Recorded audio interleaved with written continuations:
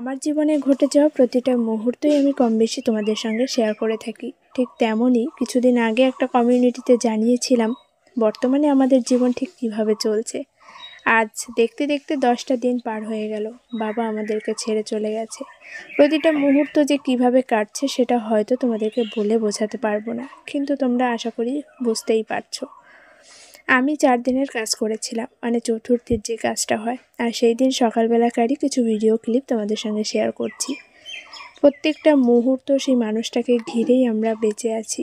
সবই স্মৃতি এখন, তবুও এত দিনের কাটানো প্রতিটা মুহূর্ত, সেটা আনন্দের হোক বা দুঃখের, অত সহজে ভোলা যায় বলো তো? আর বাবাকে হারানোর যন্ত্রণা, সে যে কতটা কঠিন, যারা হারিয়েছো তারা জানো।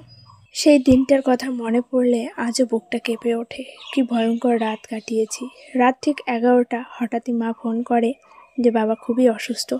ইমার্জেন্সি যেই অবস্থাতে ছিলাম নাইটি পরে, ঠিক সেইভাবেই তোমার দাদাভাই আর আমি গাড়ি নিয়ে বেরিয়ে পড়ি। বাবাকে নিয়ে যেতে হবে হসপিটাল।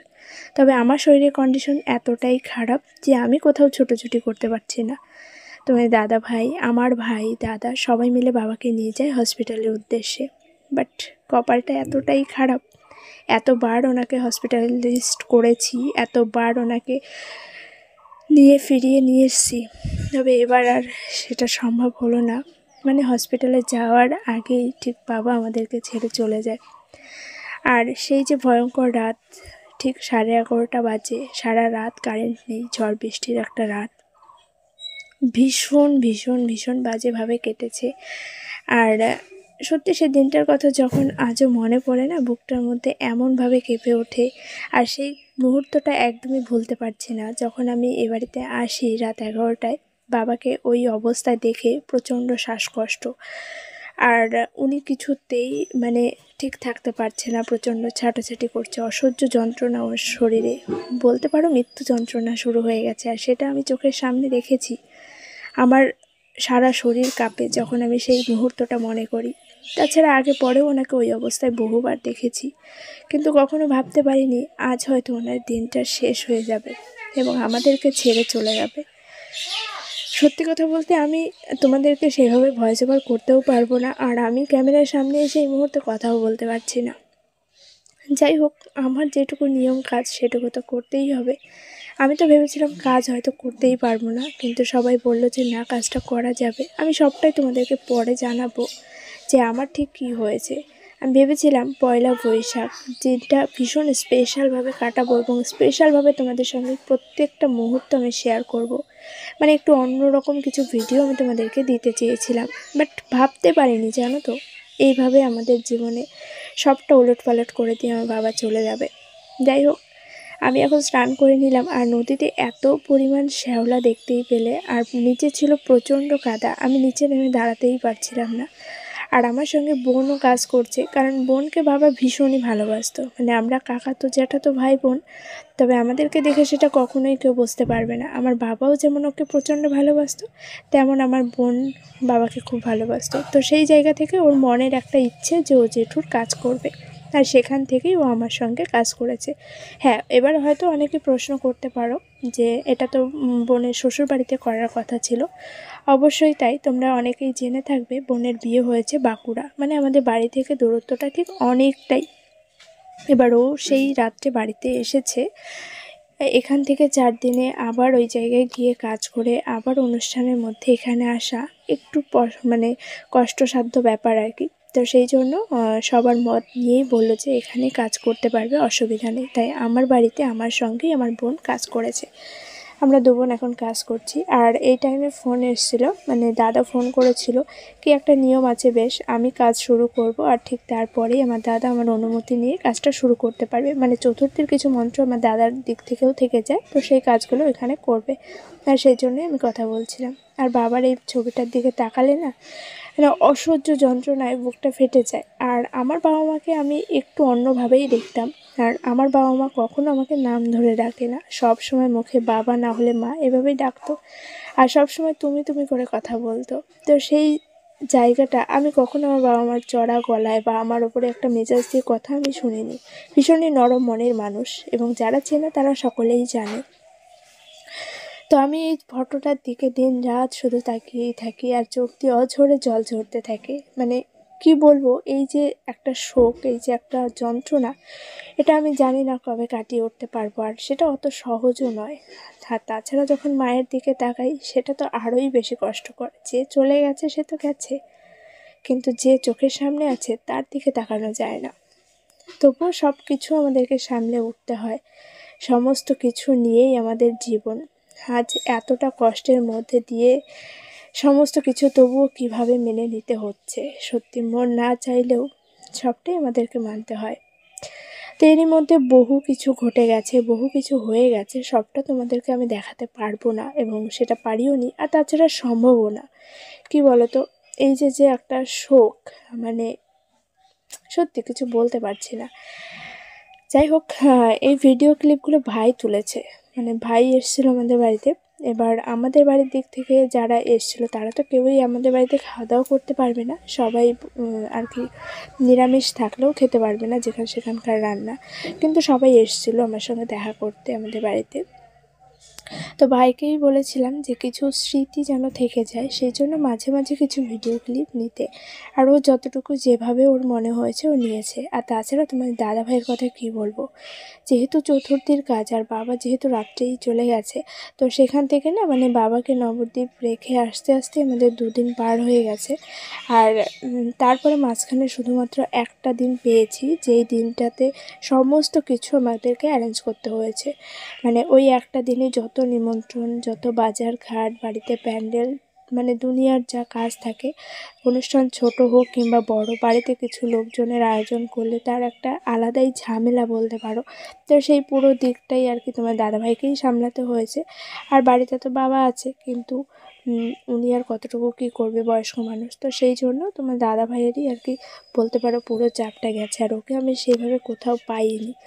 আর আমরা ওইদিকে চতুর্থীর মন্ত্র পড়ছিলাম, আর এইদিকে যেহেতু চড়ক, মানে ঠিক তার পরের দিনই চড়ক, আর সেই জন্য এই যে তেল ঠাকুর এসছে বাড়িতে, মানে আমাদের ওই সাইডে আর যেতে পারিনি, আর এই যে এই সাইডটাতে এসছে টুটুলদের এখানে। তো ভাই আবার দেখলাম হাঁটতে হাঁটতে এসে এখানেও ভিডিও করেছে, তাই তোমাদের সঙ্গে শেয়ার করতে পারলাম। আমি তোমাদেরকে হয়তো কিছুদিন আগে বলেছিলাম কিছুদিন পর চড়ক আসছে, পয়লা বৈশাখ, তোমাদের সঙ্গে খুব সুন্দর সুন্দর কিছু ভিডিও শেয়ার করব। তাছাড়াও আরও অনেক সুন্দর সুন্দর ভিডিও শেয়ার করার আছে, এটাও জানিয়েছিলাম। বাট দেখো, গত বছরও চড়ক পয়লা বৈশাখ কোথা দিয়ে গেছে জানি না, আর এবছরও ঠিক কোথা দিয়ে চলে গেল সেটাও জানার আর মানে হলো না। তো এটাই হচ্ছে কথা, আগে থেকেই আমরা যতই কিছু ভেবে রাখি না কেন, ওপরে একজন আছে যিনি আমাদের আগেও ভেবে থাকেন। এবার কখন কি হয়ে যায় সেটা আমরা কেউই কিন্তু বলতে পারি না। আজকে এই যে আমি ভয়েস ওভার করছি, তো আমার মানে হাত পা কাঁপছে রীতিমতো, কিন্তু জানি না আমার এই ভিডিওগুলো তোমাদের সঙ্গে শেয়ার করা মানে ঠিক হবে কি না।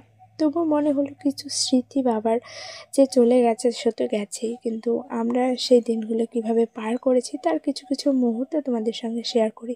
এবং তাছাড়া তোমরা প্রতিটা মুহূর্তে আমাকে কমেন্ট করে চলেছো, দিদিভাই ঠিক আছো কি না, সব কিছু ঠিকঠাক আছে কি না। তুমি যতটুকু পারো, ভিডিও ছোট হোক, কিন্তু আমাদের সঙ্গে কিছু আপডেট শেয়ার করো, আর সেই জন্যই কিন্তু আমি তোমাদের সঙ্গে এই ভিডিওগুলো শেয়ার করছি। তো কেউ অন্যভাবে নিও না যে আমি ভিউজ কামানোর জন্য বা ভিডিও করার উদ্দেশ্যে এই ভিডিওগুলো করছি, সেটা কিন্তু একদমই নয়। তাহলে আজকে 10টা দিন পার হয়ে গেল, আমি কিন্তু কন্টিনিউ ভিডিও করে যেতে পারতাম। সেরকম শরীর বা মন মানসিকতা কোনোটাই আমাদের নেই। তবুও জাস্ট তোমাদেরকে একটু আপডেট দেওয়ার জন্য আমি যতটুকু পারবো, আমাদের মধ্যে কিছু নিয়ম কাজ থাকে, সেগুলো তোমাদের সঙ্গে শেয়ার করার চেষ্টা করব। যাই হোক, ওইখান থেকে যে ভাই আবার চলে আসলো এদিকে, আর এখানে আমরা মোটামুটি 2 ঘন্টার মতো কাজ ছিল আমাদের। আর তারপরে লোকজন এসেছিলো, একটু ভাগবত হয়েছে, তারপর খাওয়া দাওয়া। আর সন্ধ্যের পর থেকে তো ভিডিও একদমই করা সম্ভব হয়নি, কারণ অনেক লোকজনের চাপ হয়ে গেছিলো। তোমার দাদাভাই একবার বাজারে দৌড়াচ্ছে, একবার এদিকে ওইদিকে, মানে ও তো প্রচণ্ড ব্যস্ত, আর আমি সারাদিন না খেয়ে এমনিতেই আমার শরীর প্রচণ্ড খারাপ। তো সেই দিক থেকে আমারও শরীরে আর কোনো রকম এনার্জি ছিল না। তাছাড়া মন মানসিকতার দিক থেকে বলতে পারো মানে কি বলবো, তো সেটা আশা করি তোমরা বুঝতেই পারছো। তার মধ্যেও ভাই যতটুকু ভিডিও করে দিয়েছে এই যে ততটুকুই। তো এই যে কাকার ছেলে ও এসছে, আর এই যে এদিকে বাড়ির থেকে আমাদের সব লোকজন এসেছিলো, তাছাড়াও আরও এদিক ওদিক মানে যত আত্মীয় স্বজন ছিল ওনারাও এসেছিলো, কিন্তু বিকেলের দিকে। এই যে খাবার দাবার সব রাখার জন্য প্যান্ডেলের জিনিসপত্র দিয়ে গেছে, একদিকে রান্না বান্নাও চলছে। আর হ্যাঁ, পপি ছিল এই 4 দিন আমার সঙ্গে।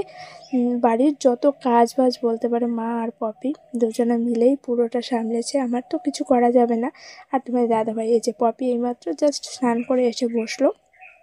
সকাল থেকে উঠোন লেপা, থালা বাসন মাজা, আরও টুকটাক যত কাজকর্ম রয়েছে একটা অনুষ্ঠান বাড়িতে, সব কিছু কিন্তু মা আর পপি দুজনে মিলেই করেছে। আর ওই সাইডে সব রান্নাবান্নাও কিন্তু শুরু হয়ে যাবে একটু পরেই, এখনও পর্যন্ত শুরু হয়নি।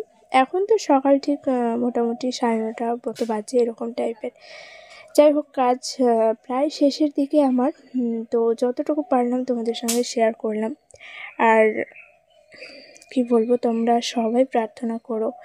বাবা জীবনে বহু কষ্ট করেছে, মানে এই একটা বছর ওনার শারীরিক দিক থেকে প্রচণ্ড কষ্ট পেয়েছে, প্রচণ্ড। আমরা চোখের সামনে দেখেছি প্রতিটা মুহূর্তে ওনার শ্বাসকষ্ট, ওনার যন্ত্রণা।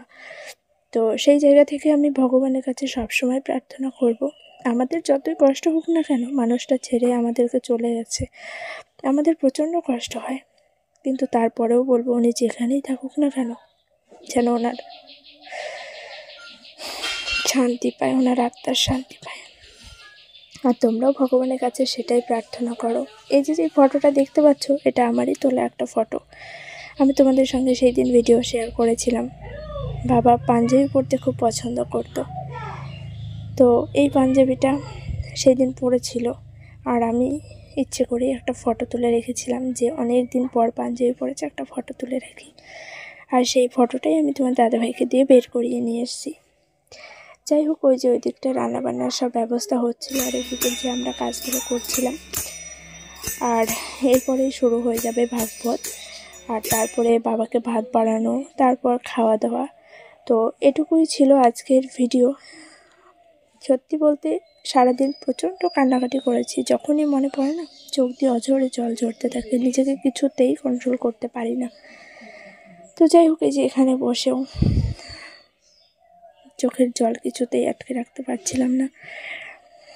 তো তোমরা সবাই প্রার্থনা করো কাজটা যেন সুস্থভাবে হয়। আজ 10 দিন, আমি আজকের কিছু ভিডিও চেষ্টা করব তোমাদের সঙ্গে নেক্সট শেয়ার করার। সবাই আমার পাশে থেকো, সুস্থ স্বাভাবিক জীবনে ফিরে এলে খুব তাড়াতাড়ি তোমাদের সঙ্গে ভিডিও শেয়ার করব। তো ওই যে সন্ধেবেলা এখানে বাবাকে একটু ভাত বাড়িয়ে দিচ্ছিলাম, আর প্রচণ্ড পরিমাণে বুকটা ফেটে যাচ্ছিল যে মানুষটাকে সামনে থেকে খেতে দিয়েছি, সামনে থেকে সবসময় দেখেছি, আজকে কল্পনার মধ্যে সবটা করতে হচ্ছে। যাই হোক, তোমরা সবাই খুব ভালো থেকো, সুস্থ থেকো। আর আমি যত তাড়াতাড়ি পারবো তোমাদের সঙ্গে কন্টিনিউ ব্লগ শেয়ার করার চেষ্টা করব। একটু স্বাভাবিক জীবনে ফিরে আসি, তোমরা সবাই আমার পাশে থেকো।